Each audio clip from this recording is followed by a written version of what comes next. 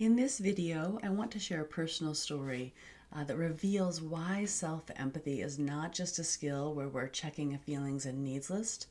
True self-empathy is much deeper. It's a state of being.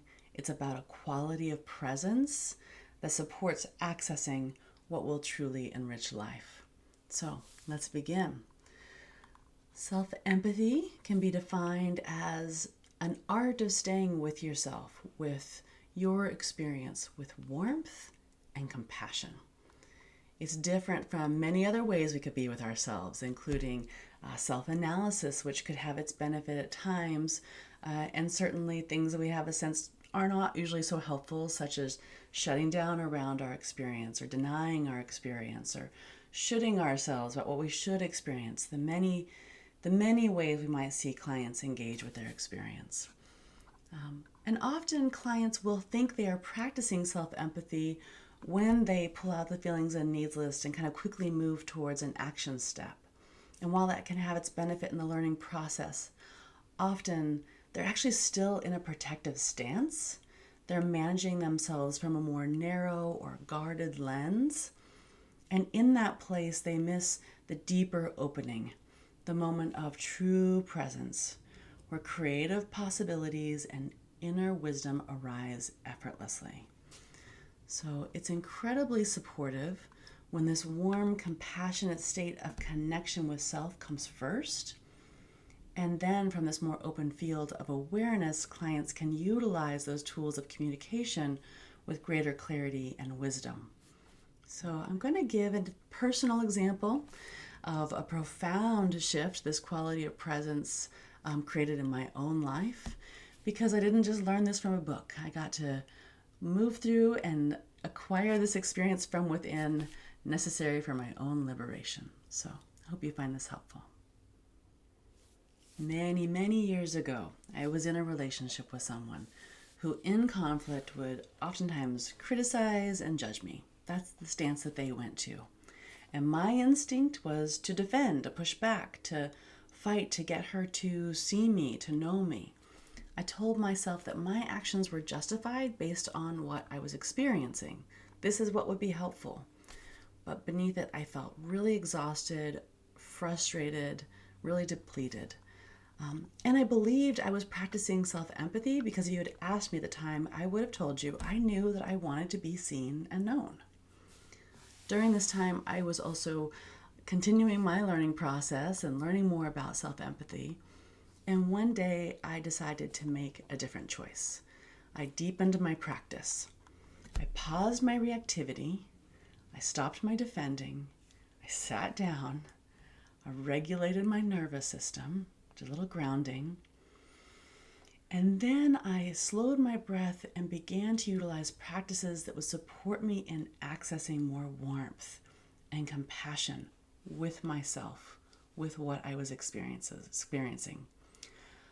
I softened, I opened, I felt a more expansive state in my being. I was out of the contraction of defending. In that more open state, I then turned towards kind of a deeper check in self-empathy.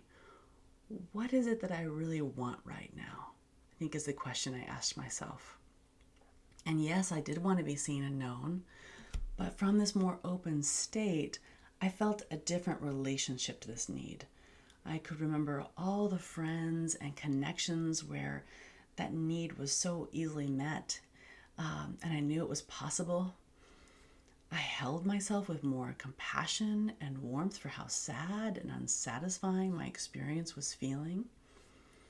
And from this relationship with myself, my orientation shifted from focusing on what I wanted from her to really centering in what I was calling forth from myself. And I felt a really deep clarity that what I really wanted was to just share myself with a beloved other and be received, to share what I wanted to have seen and known and have the other ready to receive me. That was what I wanted. I knew that would be more satisfying. So I stepped back into the relationship with her, no longer feeling that desire to find just the right words to get her to see me, no longer willing to work so darn hard to get that need met.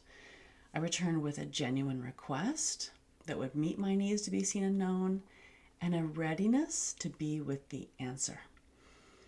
I did this a number of times, and this change in me changed the geometry of our relationship. As you can imagine, it's much easier to be seen and known by someone who's not defending themselves. In many relationships, the shift I made would really lead to a positive outcome of a deeper connection and partnership. In my particular story, I discovered a real clarity that my need to be seen and known in the way I wanted was not going to get met in a fulfilling way in that relationship. But I continued to stay connected and warm with myself. And after we ended, it was only a couple of months later that I met my wife, who I've been with for 15 years. And I have so much joy in experiencing the way that need is met in my life now. This experience of my own certainly changed the trajectory of my life, but I've also learned to really focus this in therapy with my clients, to really help them to notice who in them is choosing their feelings and needs, who in them is managing them, from what state are they managing them.